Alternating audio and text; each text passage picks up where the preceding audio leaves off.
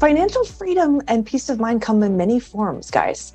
So for some people, financial freedom could be achieved on a nest egg of $100,000. And for others, $1 million is a minimum. You hear numbers out there all the time, especially in commercials. I'll never forget some of the ads we've seen in the past years where people walking around with a giant number on their shoulders and being proud or ashamed of that number. We're programmed to think of retirement as a number, but don't get stuck thinking there's one magic number you have to achieve. There's so much more to enjoying a financially peaceful retirement than that. So today I'm going to use the acronym PEACE to identify the 5 things that are essential to what's truly important to creating and maintaining a comfortable retirement lifestyle.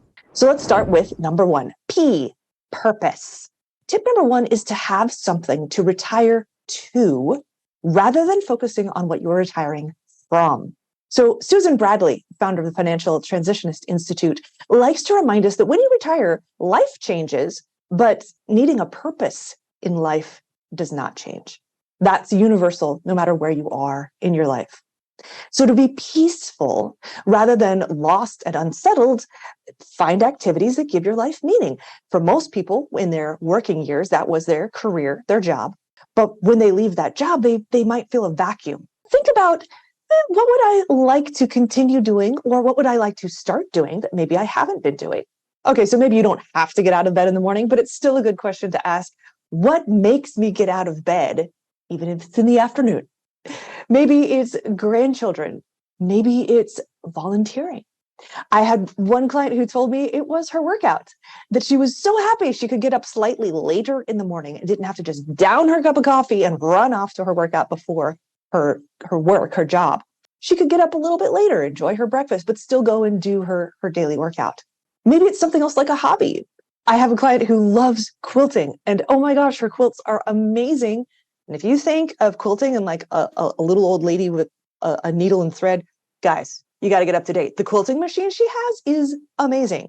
So that's something that gives her purpose, is that now she can make beautiful quilts for her loved ones, her neighbors, even her church can raffle these off. And it gives a lot of sense of purpose for her life. So it's worthwhile, before you retire, if you can, to sit down and think about what gives me purpose, what makes me get out of bed in the morning. Tip number 2. Now, this does have to do with numbers, but it's a little counterintuitive. When you look at your retirement money, we're kind of trained to think of that as a nest egg, right? But listen to that term. An egg is something that you break and you can't put back together. How many of us remember Humpty Dumpty, right? We learned it as children. That's distressing. That can put you into a scarcity mindset, which contributes to feeling of fear and anxiety. Not what we're going for with retirement here. So instead, take a look at your retirement accounts as an engine, something that you can build, something that gives you a sense of pride, and something that you can maximize, that you can use to help create and get you where you want to go, just like an engine in a car.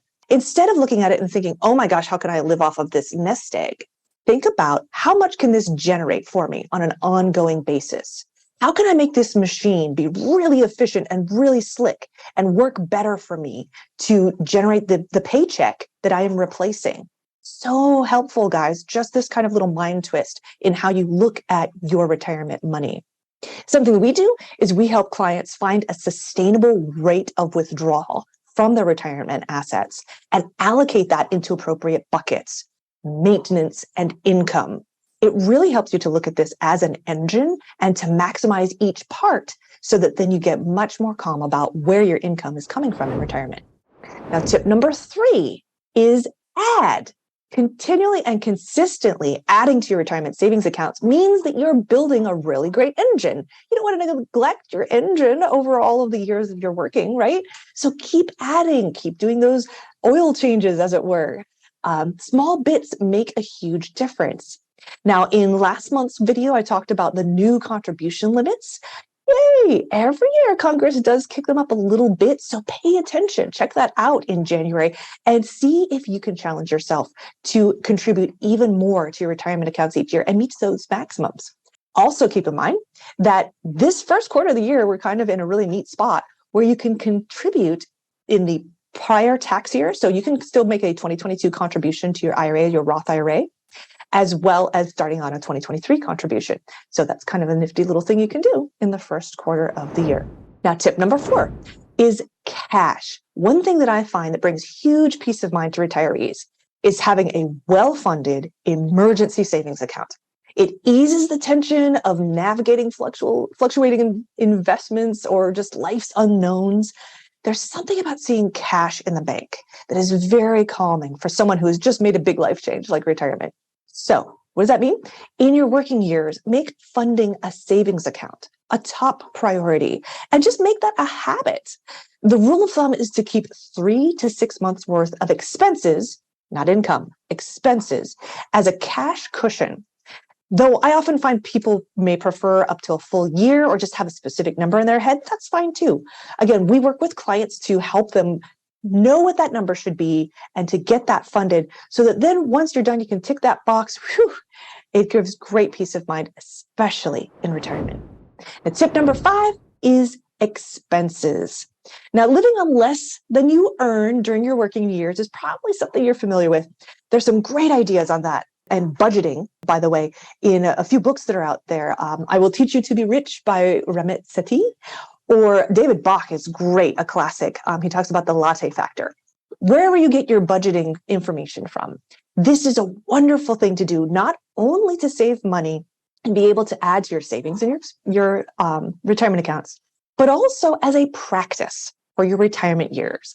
Maybe even make it into a game that it's fun so that when you get to your retirement years and you do have more of like a fixed income, you're already used to working within a budget. It's not quite so jarring. It's not quite so hard. Whether you're in retirement or in your working years, take a look at your expenses and your lifestyle and see if you can get creative on how you fund the things that you want to do.